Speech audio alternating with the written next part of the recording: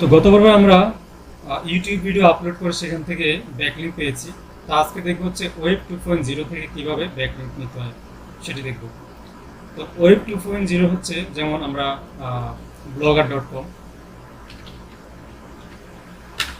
আমরা আমাদের গিগ মার্কেটিংয়ের জন্য আমরা একটি ব্লগ তৈরি করেছিলাম, সেটি অবশ্যই আপনাদের খেয়াল আছে। তো এখানে এই ওয়েব 2.0 হচ্ছে এই যে blogger.com, এই টাইপের যত ওয়েবসাইট আছে এগুলো হচ্ছে ওয়েব 2.0। তো এখানে দুশ্চিন্তার কোনো কারণই নেই, আপনারা এরকম লিস্ট গুগলে অহরহ পেয়ে যাবেন।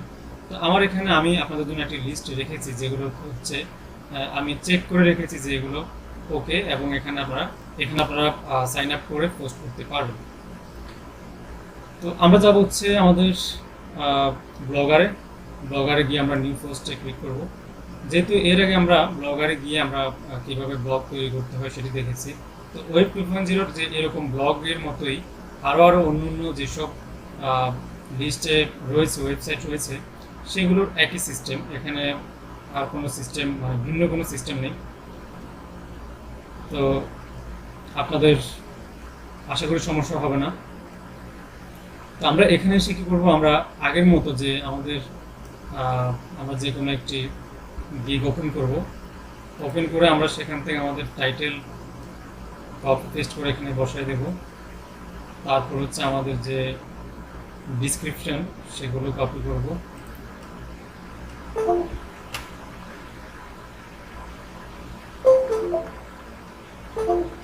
কপি করে জাস্ট এখানে পেস্ট করে বসাই দেব।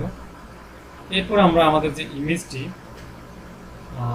আমরা এখান থেকে আমাদের ইমেজটি সিলেক্ট করে এখানে দিয়ে দেব। ধরুন এটি আমাদের ইমেজ। এরপর কি করব, এরপর হচ্ছে আমাদের যে লিঙ্কটি ছিল, আমাদের যে গিগের যে লিঙ্কটি ছিল সেটি এখানে যে অ্যাবাউট দিস গিগ, এখানে একটি লিঙ্ক বসাই দেব। তো এই হচ্ছে সিস্টেম, আমরা এর আগে দেখেছিলাম, আপনাদের অবশ্যই খেয়াল আছে। তো এই জন্য আমার মনে হয় এখানে অত বেশি দেখানো দরকার হবে না। আপনারা যদি চান যে ইমেজে একটি লিঙ্ক দিবেন সেটিও পারবেন। ইমেজে লিঙ্ক দেওয়ার জন্য ইমেজে ক্লিক করতে হবে, এরপর হচ্ছে লিঙ্কে ক্লিক করতে হবে, তারপর এখানে কন্ট্রোল V দিয়ে ওকে দিতে হবে, এরপর পাবলিশ। আমাদের এই পোস্টটি পাবলিশ হয়েছে।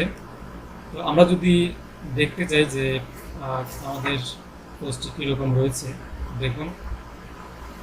তো আমরা এর আগেও কিন্তু আরেকটি পোস্ট করেছিলাম, আপনাদের অবশ্যই খেয়াল আছে। তো যাই হোক, আমরা এখান থেকে একটি ব্যাকলিঙ্ক পেয়েছি। তো এরকম এই একইভাবে আপনাদের জন্য আমি একটি লিস্ট রেখেছি, আপনাদের জন্য কষ্ট না হয়, যেগুলো হচ্ছে ওকে এবং একদম কোনো ধরনের ঝামেলা নেই। এরকম ব্যাকলিঙ্ক পাওয়ার মতো যে ওয়েবসাইটগুলো, সেগুলো এখানে আমি লিস্টিং করে রেখেছি, এবং এখান থেকে আপনারা খুব সহজে ব্যাকলিঙ্ক করতে পারবেন পোস্ট করে। তো আশা করি বুঝতে পেরেছেন।